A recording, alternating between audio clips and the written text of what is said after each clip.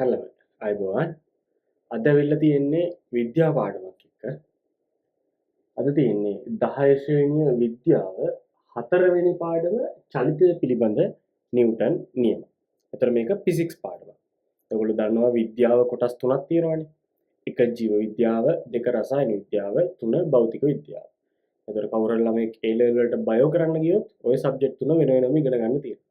ජීව විද්‍යාව බයෝ, රසායන විද්‍යාව කෙමිස්ට්‍රි, භෞතික විද්‍යාව ෆිසික්ස්. එතකොට මේ භෞතික විද්‍යාවේ පාඩමක් තමයි මේ. එතකොට මේක 10 වසරට වගේම 11 වසරට වගේම, ඒ කියන්නේ O level වලට වගේම A level maths හරි බයෝ කරන හරි ළමෙක් ඉන්නවා නම් එයාට මේක ඕනේ. මොකද maths වලටත් බයෝ වලටත් මේ ෆිසික්ස් කියන විෂය තියෙනවා. එතකොට මේවා මූලික දැනීම.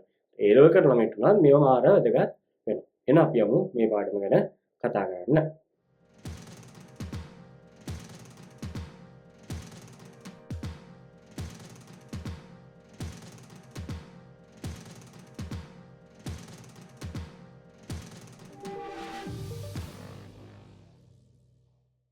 හරිලම. එතකොට මේ පාඩම 10 ශ්‍රේණියේ විද්‍යාව 4 පාඩම චලිතය පිළිබඳ නිව්ටන් නියම. චලිතය පිළිබඳ නිව්ටන් නියම. නිව්ටන් කියලා අයියා කෙනෙක් ඉන්නවා. ඒ අයියා ගොඩක් දේවල් කරලා තියෙනවා. චලිතය කියන්නේ මොකක්ද? චලිතය කියන්නේ චලනය වෙනවා. චලනය වෙනවා කියන්නේ හෙල්ලෙනවා. හෙල්ලෙනවා කියන්නේ මෙහෙම හෙල්ලෙන එක. ඔය ඒකත් හරි. නැත්තම් සරලව ගමන් කරන එක. චලනය වෙනවා. එක තැනක ඉඳන් තවත් තැනකට යනවා.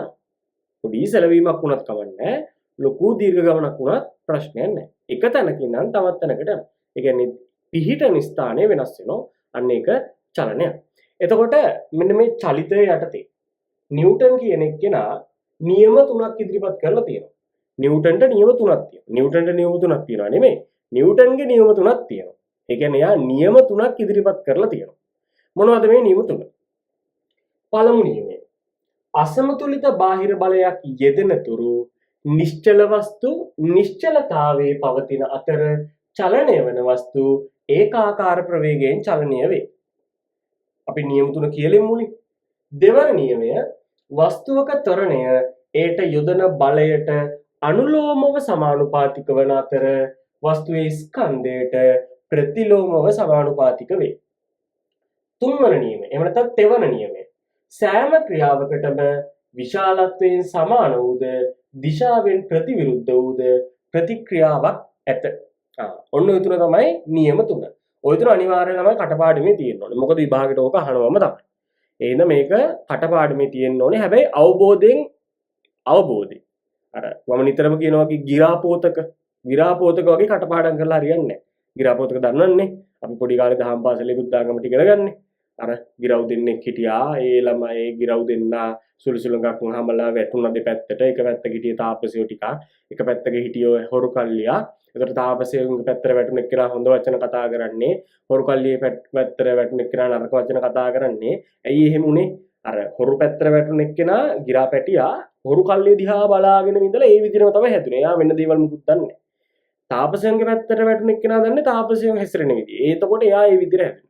ඒතර මේකත් මෙන්න මෙහෙම නිකන් ඔහේ ගිරාපෝතක වගේ කටපාඩම් කරලා හරියන්නේ නැහැ. අවබෝධයෙන් ඔළුවට දාගන්න ඕනේ. මොකද ගණන් විද්‍යාව කියන්නේ තර්ක කරලා හිතන විෂයක්. හිතන්න පුරුදු වෙනවා. මතක ශක්තිය වැඩිනවා. තර්ක කරන්න පුරුදු වෙනවා. එතකොට මේව කටපාඩම් කරන්න එපා. මේව මතක තියෙන්න ඕනේ. කටපාඩම් නෙමෙයි ඔළුවට දාගන්න ඕනේ කෙලින්ම. මතකෙට නෙමෙයි ඔළුවට දාගන්න ඕනේ. මතකෙට දැම්මොත් කාලයක් යනකොට ඒක මතකෙන් නැති වෙලා යනවා. ඔළුවට දාගත්ත දෙයක් අමතක වෙලා යන්නේ නැහැ. එහෙනම් පළමු නියමය. හොඳට හිතන්න. අසමතුලිත බාහිර බලයක්. අසමතුලිත කියන්නේ සමතුලිත නැහැ. සමතුලිත නැහැ. බාහිර බලයක් යෙදෙන තුරු නිශ්චල වස්තු නිශ්චලතාවයෙම තියෙනවා. නිශ්චල වස්තු හෙල්ලෙන්නේ නැති වස්තු හෙල්ලෙන්නේ නැතුවම තියෙනවා. ඊළඟට චලනය වෙන වස්තු. ඒ කියන්නේ යන ගමන් තියෙන වස්තු. ඒවා ඒකාකාර ප්‍රවේගයෙන්ම චලනය වෙනවා. නිශ්චල වස්තු නිශ්චලතාවයෙම තියෙනවා. එයා යාගේ පාඩුවේ ඉන්නවා. එයා ඉන්නේ නිශ්චලව නම් එයා යාගේ පාඩුවේ ඉන්නවා.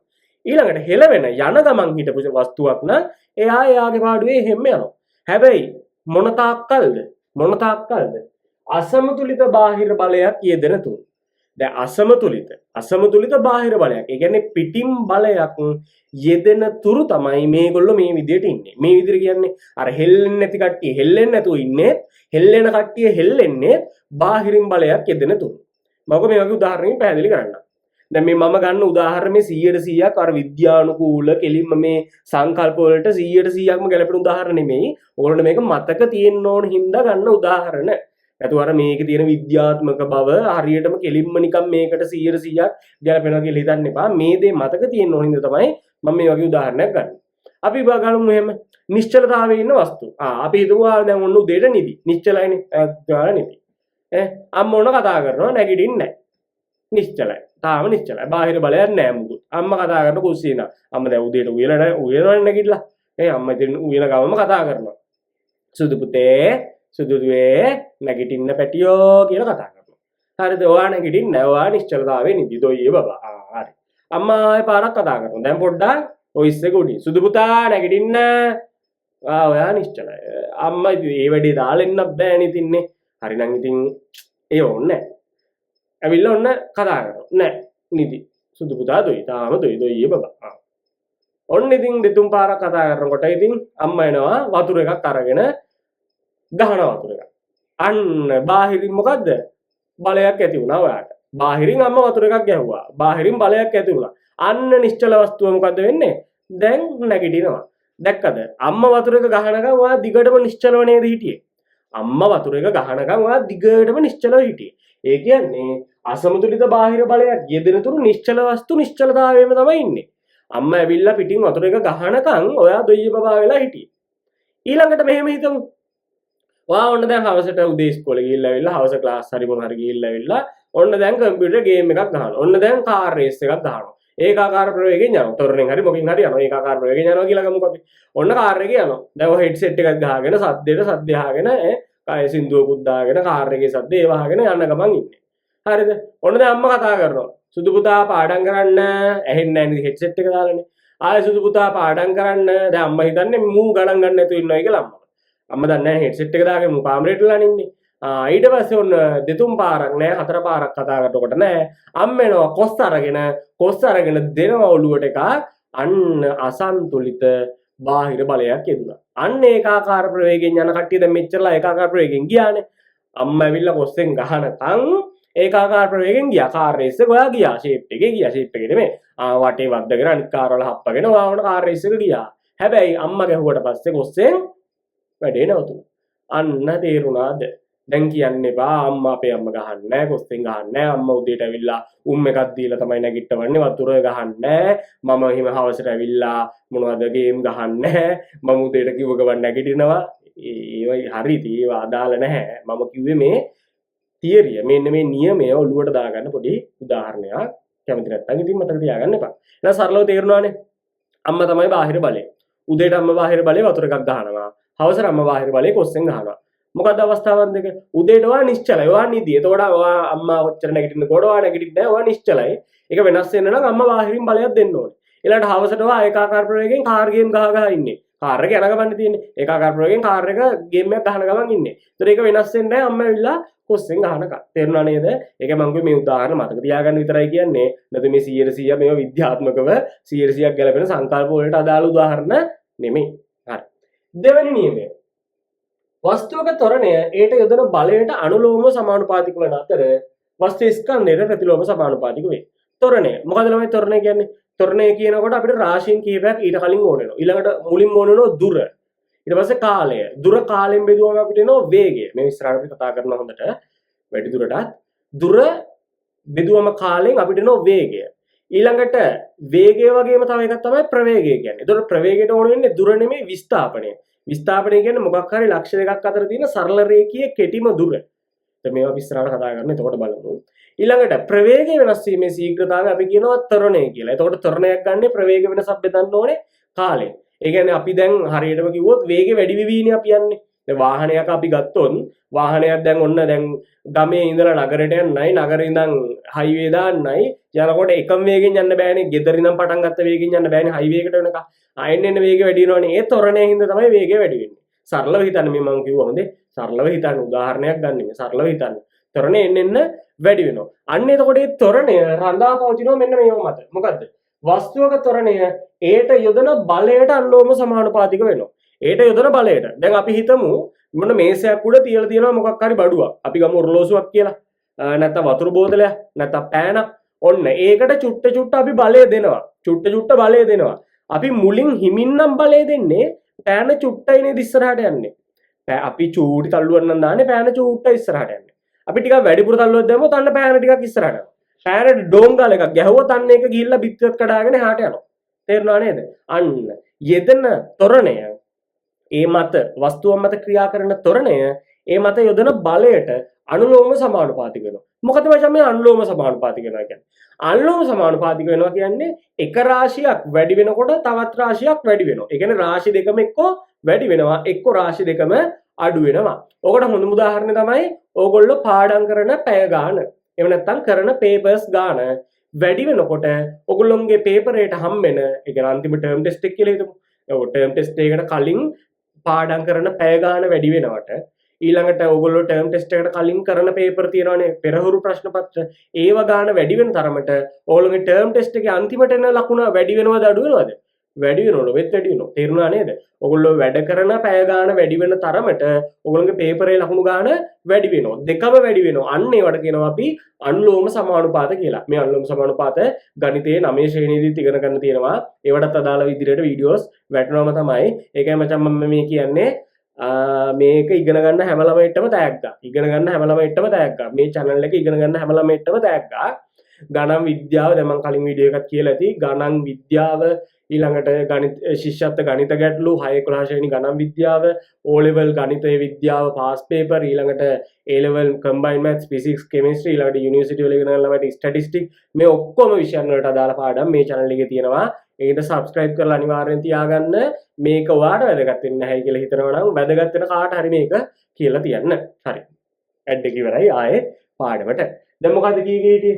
අනුලෝම සමානුපාතය. දැන් ඔයා ටර්ම් ටෙස්ට් එකකට කලින් වැඩ කරන පැය ගාණක් තියෙනවානේ පාඩම් කරන පැය ගාණක් තියෙනවානේ. ඒක වැඩි වෙන තරමට ඔයාගේ ටර්ම් ටෙස්ට් එකට ලකුණු ගාණ වැඩි වෙනවා.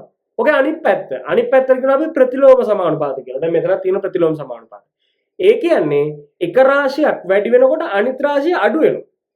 දැන් ඉස්සෙල්ලා මචං අනුලෝම සමානුපාතික ආයෙ මතක් කරගන්න. අනුලෝම සමානුපාතික වලදී මොකක්ද උනේ? එක රාශියක් වැඩි වෙනකොට අනිත් රාශියත් වැඩි වෙනවා. දෙකම වැඩි වෙනවා. දෙකම. එක්ක දෙකම අඩු වෙනවා. දෙකම අඩු වෙනවා. එක රාශියක් අඩු වෙනකොට අනිත් රාශිය අඩු වෙනවා. දැන් අරගේ ඒක අර උදාහරණෙම හිතන්න පුළුවන්. දැන් ඔයා පැය වැඩ කරන පැය ගාන වැඩි වෙනකොට ලකුණු ගාන වැඩි වෙනවා. ඔයා මේ පාඩම් කරන පැය ගාන අඩු වෙන තරමට ඔයාගේ ලකුණු ගාන අඩු වෙනවා. දැක්කද? එක්ක අඩු වෙනවා එක්ක වැඩි වෙනවා. ඒක තමයි අනුලෝම සමානුපාත. ප්‍රතිලෝම සමානුපාත කියන්නේ අනිත් පැත්ත. ප්‍රති අනිත් පැත්ත. ඒ කියන්නේ මෙහෙම. දැන් ඔයා TikTok බලන වීඩියෝ ගාන වැඩි වෙන තරමට. TikTok වීඩියෝ බලන පැය ගාන වැඩි වෙන තරමට. YouTube එකේ දැන් මේ වගේ එකක් නෙමෙයි මම කියන්නේ වෙන සින්දු අහන නාට්‍ය බලන ගොජුම් පියෝල ගැන හොයන වීඩියෝ ගාන වැඩි වෙන තරමට ඔයාගේ පේපරේ ලකුණු මොකද වෙන්නේ? අඩු වෙනවා. ඊළඟට ඔයා නිදා ගන්න පැය ගාන නිදා ගන්න පැය ගාන වැඩි වෙන තරමට ඔයාගේ ලකුණු ගාන අඩු වෙනවා. ඒ කියන්නේ මම මේ කියන්නේ නිදා ගන්න එපා කියලා නෙමෙයි මචං. හොඳේ? අර නිකන් අර එහෙම කියන්න හොඳ නැහැ. අර කාලය කාදමමින් නිදා ගන්න එපා කියන්නේ. තේරුණාද? දවසට පැය 7ක් 8ක් නිදා ගන්න ඕනේ. පැය 6ක් 7ක් 8ක් ළමෙක් වුණාම නිදා ගන්න ඕනේ. මොකද පාඩම් කරනේවා අපේ දැන් යන්නේ මුලින් උඩ තියෙන මතකෙටනේ. ඕක යටි හිතට යන්න යටි මතකෙට යන්න ඕක වෙන්නේ රෑ නිදා ගන්න ක්‍රියාවලියේදී. ඒක වෙනම කතාවක්. ඒක ඕනේ නැහැ. ඒතකොට 6ක් 7ක් 8ක් අනිවාර්යෙන් නිදා ගන්න ඕනේ. මේ නැතුව මම කියන්නේ මේ පැය දෙකක් තුනක් නිදා ගන්න කියලා නෙමෙයි. එහෙම නෙමෙයිනේ. අපේ කට්ටිය වෙන්නේ මොකද්ද? පැය 12 16 නිදි. 10ක් 12ක් නිදි. එහෙම නෙමෙයි මචං. තේරුණාද? හරිනේ. හරි. එළ ප්‍රතිලෝම සමානුපාත. දැන් ඔයා බලන TikTok වීඩියෝ ගාන වැඩි වෙන තරමට.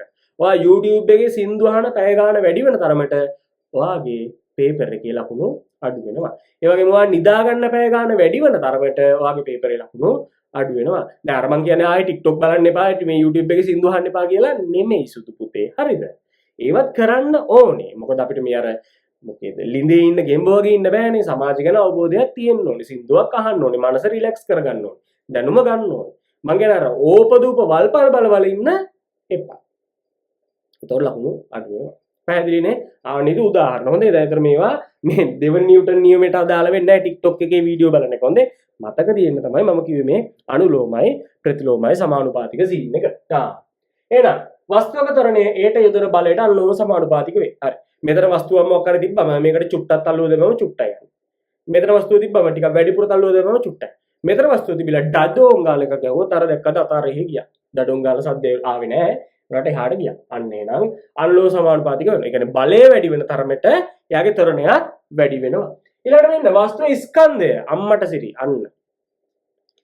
වස්තු ස්කන්ධය වැඩි වෙන තරමට. දැන් හිතන්න චූටි කෙට්ටු ළමෙක්. දැන් මං වගේ මම නම් කෙට්ටු නැහැ. කෙට්ටු ළමෙක් ඉන්නවා. දැන් මම ගමු මම මහාතත් නැහැ කෙට්ටුත් නැහැ මම මැදනේ. හරි අපි අන්න එහෙම හිතලා ගමු. ඔන්න කෙට්ටු ළමෙක් ඉන්නවා. කෙට්ටු ළමගේ ගිහිල්ලා පිටට මෙන්න මෙහෙම තට්ටුවක් දානවා. කෙට්ටු ළමයට තට්ටුවක් දාපු මේ තට්ටුව දාගේ මෙහෙම චූටි තට්ටුවක් නෙමෙයි පොඩ්ඩක් තල්ලුවක් දානවා එහෙම කරලා. දැන් මම මොකද වෙන්නේ? අර කෙට්ටු ළමයි චුට්ටක් එහාට විසික් කරනවානේ. එයා වැඩිපුර ටිකක් එහාට විසික් කරනවා. ඊට මං වගේ ඩයල් එක. එතකොට මං කෙට්ටුත් නැහැ මහතත් නැහැ. එතකොට මම දැම්මම චුට්ටක් මෙහෙට වෙනවා. හරිද? මහත ඩයල් එකකට මෙහෙම පොඩි තට්ටුවක් දැම්මා කියලා දැනේද? පොඩ්ඩක් හැරලා බලන්න එච්චරයි තින්නේ. තේරුණා නේද? අන්න ඒක තමයි මේ කියන්නේ. ප්‍රතිලෝමවල සමානුපාතික වේ. ස්කන්ධය වැඩි වෙන තරමට ත්වරණය මොකද වෙන්නේ? අඩු වෙනවා. යා චලනය වෙන්නේ අඩුවෙන්. ස්කන්ධය අඩුයි දැන් අර කොල්ලා කෙට්ටු කොල්ල ගන්න. කෙට්ටු කොල්ලගේ ස්කන්ධය අඩුයිනේ. එහෙනම් යා එහාට විසික් වෙනවා වැඩි. ත්වරණය වැඩි. ඊට මං වගේ කෙනෙක් මගේ ස්කන්ධය දැන් අරයට වඩා වැඩි. හැබැයි මහතම එක්කනට වඩා අඩුයි. එතකොට මගේ ත්වරණය චුට්ටයි. මං චුට්ටයි එහාට වෙන්නේ. ඊට මටත් වඩා ස්කන්ධය වැඩි කෙනෙක් තඩියෙක් ගන්නවා. එයා ගත්තට පස්සේ එයා නිකන් හෙල්ලෙන්නේවත් නැහැ. උණියා මෙහෙ. කවුදකෝ එහෙම බලන එකක් වෙන්නේ. තේරුණාද? එයාගේ එතකොට එයා හෙල්ලෙන්නේවත් නැහැ. ත්වරණයක් නැහැ, චලනයක් නැහැ. තේරුණා නේද? ස්කන්ධයට ප්‍රතිලෝමයි. පැහැදිලි නේද කියන එක? එහෙනම් දෙවන නියමයෙන් කියන්නේ වස්තුවක ත්වරණය ඒට යොදන බලයට අනුලෝම සමානුපාතිකයි. හැබැයි එයාගේ ස්කන්ධයට ප්‍රතිලෝමව සමානුපාතිකයි. එතනින් අපිට සූත්‍රයක් ව්‍යුත්පන්න වෙනවා. සූත්‍රයක් හම් වෙනවා. F සමානයි MA.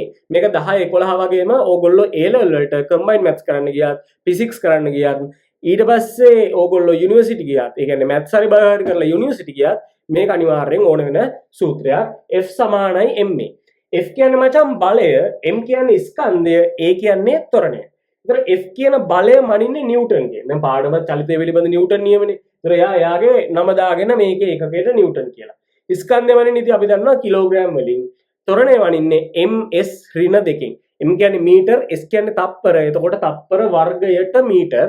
ඔය අපි ඉස්සරහට කතා කරනවා සරල රේඛීය චලිතයේ යටතේ. ඊළඟට අපිට තියෙනවා මචං බර කියලා දෙයක්. දැන් මම අහනවා ආගෙන් බර කීයද කියලා. ඔය බර කීයද කියන්නේ? බර 50යි. කිලෝග්‍රෑම් 50යි. වැරදි. තේරුණාද? දැන් මගෙන් අහුවා කියන්නේ ඒක තමයි. මම කියනවා බල කිලෝග්‍රෑම් 62යි. දර වැරදි ඒ වුණාට. ඇයි ඒ? අපි දැනදැනම තමයි වැරද්ද කරන්නේ. බර කියන එක කිලෝග්‍රෑම් වලින් මනින්නේ නැහැ මචං. අපි දැන් ওই කිලෝග්‍රෑම් 60යි කියලා කියන්නේ අපේ ස්කන්ධය. ඒ කියන්නේ ස්කන්ධය කියන්නේ යම් වස්තුවක අඩංගු පදාර්ථ ප්‍රමාණය. මගේ ඇඟ ඇතුලේ තියෙන පදාර්ථ ප්‍රමාණය තමයි ස්කන්ධය. ඒක තමයි මම අර කිලෝග්‍රෑම් 62යි කියලා කියන්නේ. ඊට අපෙන් අහන්නේ බර.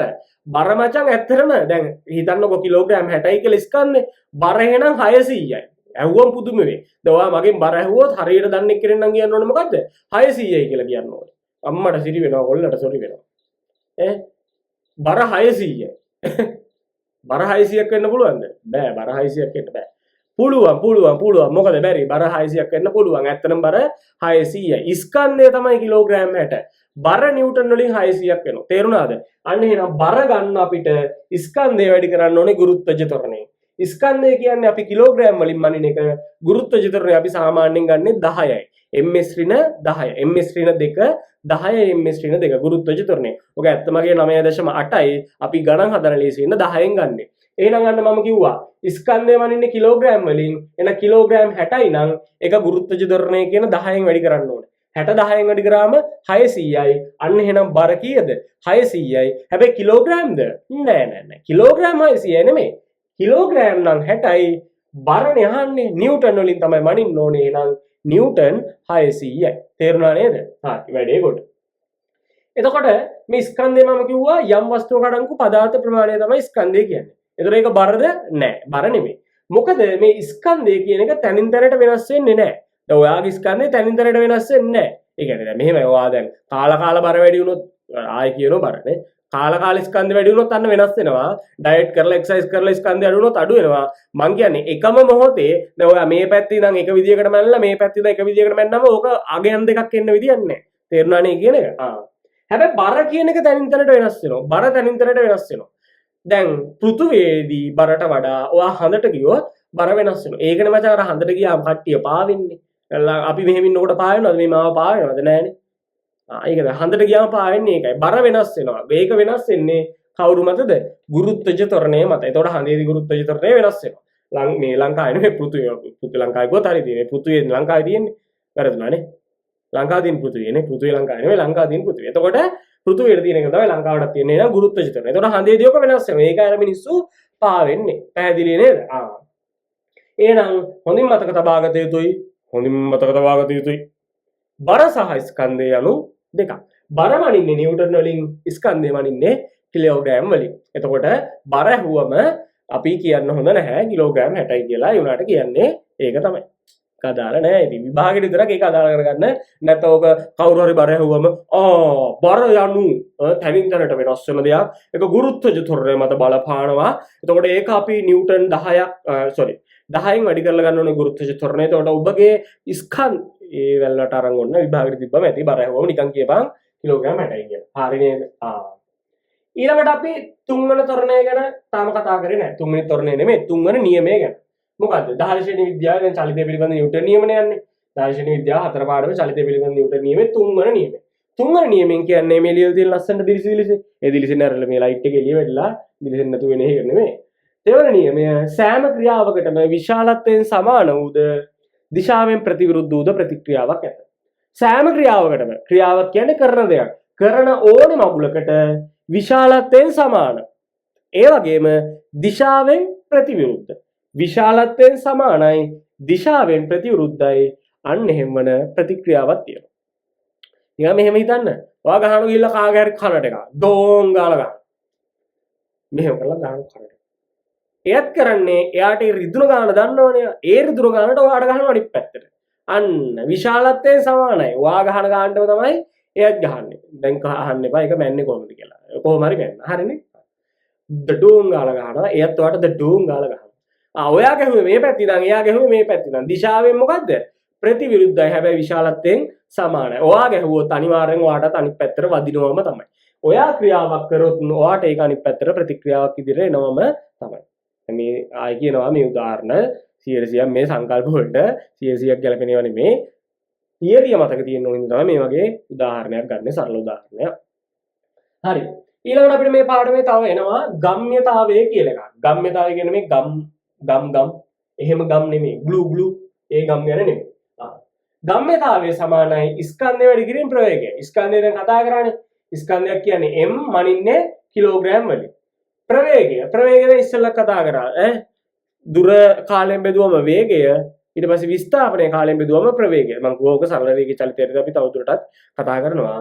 මෙතනදී අපි දැන් මතක තියාගන්න ගම්ම්‍යතාවය සමාන වෙනවා ස්කන්ධය වැඩි කිරීම ප්‍රවේගය. එතකොට අපි ගම්ම්‍යතාවය ගන්නේ p අකුර ස්කන්ධය m ප්‍රවේගය v. එහෙනම් p සමානයි mv. මේ ගම්ම්‍යතාවය කියන්නේ මොකද්ද?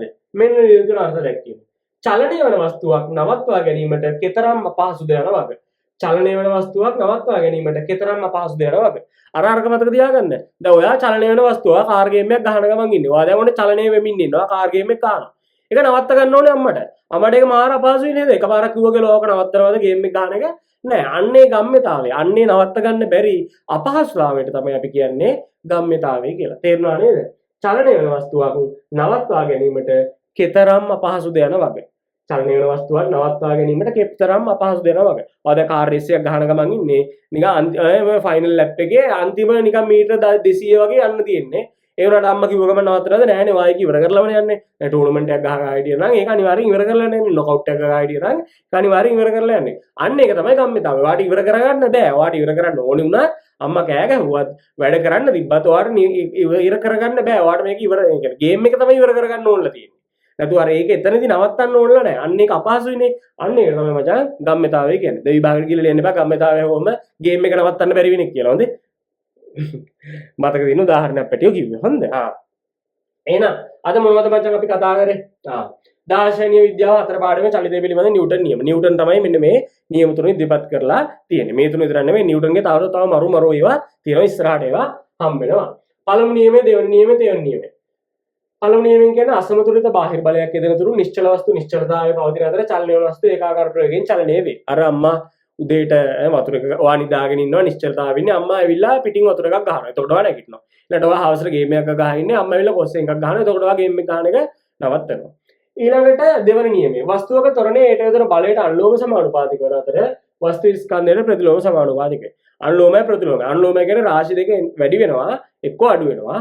ප්‍රතිලෝම කියන්නේ එකක් වැඩි වෙනකොට අනිත් එක අඩු වෙනවා. ඔයා වැඩ කරන පැය ගන්න වැඩි වෙන තරමට ඔයාගේ ලකුණු වැඩි වෙනවා. ඒ වගේම ඔයා TikTok වීඩියෝ එහෙම බලන YouTube වීඩියෝ බලන පැය ගන්න වැඩි වෙන තරමට ඔයාගේ ලකුණු ගන්න අඩු වෙනවා. තේරුණා නේද? එතකොට ඊළඟට අපිට තියෙනවා F සමාන ma. එතකොට මෙන්න මේ දෙවන නියමයට තමයි ඕක කතා කරන්නේ. F සමාන ma. F කියන්නේ බලය මනින්නේ මචං නිව්ටන් වලින්. m ස්කන්ධය මනින්නේ කිලෝග්‍රෑම් වලින්. ඒ ත්වරණය මනින්නේ ms ඍණ 2. එතකොට මෙතනදී අපිට ඕන වෙනවා ස්කන්ධයයි බරයි. බර කියන්නේ මචං ස්කන්ධය නෙමෙයි. මම කිව්වනේ එතන ලොකුට පැහැදිලි කරා. දැන් ආයෙ කියන්නේ නැහැ කාවෙන හින්දා. ඒතර බර ස්කන්ධය සමාන නැහැ. ඒක හොඳින් මතක තබා ගන්න. තුන්වෙනි නියමය තියෙන්නේ සෑම ක්‍රියාවකටම විශාලත්වයෙන් සමාන වූද දිශාවෙන් ප්‍රතිවිරුද්ධ. ඔයා කාගේර කනට ගියොත් අනිත් පැත්තට දඩුවම් ගාලා අනිත් පැත්තට වදිනවා. සමානව එයාට රිදෙනවා වගේම ඔයාට සමානව රිදෙනවා. හැබැයි දිශාවන් දෙක වෙනස්. ඊළඟට ගම්ම්‍යතාවය. ගම්ම්‍යතාවය කියන්නේ P සමාන mv ස්කන්ධය වැඩි කිරීම ප්‍රවේගය. ගම්ම්‍යතාවයක් කියන්නේ චලන වෙන වස්තුවක් නවත්තා ගැනීමට කතරම් අපහසු වෙනවා වගේ. ඔයා කාර් රේස් එක ගහිනකොට ඒක නවත්තන්න කතරම් අපහසුද? අන්න ඒක තමයි ගම්ම්‍යතාවය කියන්නේ. හරි නේද? එහෙනම් මේ අද කතා කරේ 10 ශ්‍රේණියේ විද්‍යාවේ 4 පාඩම චලිතය පිළිබඳ නිව්ටන් නියම. හරි නේද? ඉතින් ඉස්සරහට මේ වගේ වීඩියෝස් දිගටම වැටෙනවා. කියලා දෙනවා හොඳයි නම් තේරෙනවා නම් subscribe කරලා තියාගන්න. ඉස්සරහට දිගටම වීඩියෝ වැටෙනවා. ඉස්සෙල්ලා මම කිව්වා හැමදාම ඉරිදා හවස 5 මාරට වීඩියෝ එකක් වැටෙනවම තමයි. ඊළඟට මගේ දැන් YouTube channel එක නම ශාන්ගිම්මානේ මගේ නම. එතකොට ඒක හැමදාම ඉරිදා හවස 5 මාරට වීඩියෝ එකක් වැටෙනවා. ඒ වගේම මගේ FB page එකක් තියෙනවා educational page එකක්. මොකද මගේ private account එකක් තියෙන ශාන්ගිම්මාන කියන මගේ නමින්ම තමයි. ඒක ගැනනේ මේ කියන්නේ මගේ educational page එක. ඒකේ දවස ගානේ මචං හොඳේ. දැන් YouTube channel එකේ වීඩියෝ එකක් කරන්නේ සතියට එකයිනේ. අරගේ සතියට 7යි. දවස ගානේ හැමදාම උදේ 7 මාට මේ මොකක් හරි පාඩමකට සම්බන්ධ ඉගෙන ගන්න දේකට සම්බන්ධ ගානක් තියරියක් ෂෝට් නෝට් එකක් පාස් පේපර් එකක මොන හරි ෆොටෝස් ටිකක් වැටෙනවම තමයි. ඒ හින්දා channel එකත් subscribe කරලා මගේ educational Facebook page එකත් follow කරලා තියාගන්න. මේ අපි හැමෝම මචං හීන වෙනුවෙන් යන ගමනක් නේ තියෙන්නේ. හීන වෙනුවෙන් යන ගමන. හීන තියෙනවා හැබැයි කරගන්න අපිට. එතකොට ඒ හීන මචං අල්ලන්න බැරි නෑ. දැන් අපි කියනවනේ හීන එන තුරයි අල්ලන්න බෑ කියලා. සෝරි වැරදුනා. හීන අල්ලන්න බැරි නෑ මචං. තේරුණාද? හීන අල්ලන්න පුළුවන්. හීන අතාරින්න තමයි බැරි. අපිට හීන අතාරින්න තමයි බැරි. හීන අල්ලන්න පුළුවන්. හීන අතාරින්න බෑ. ඒ හින්දා මහන්සිලා වැඩ කරන්න ජය වේවා.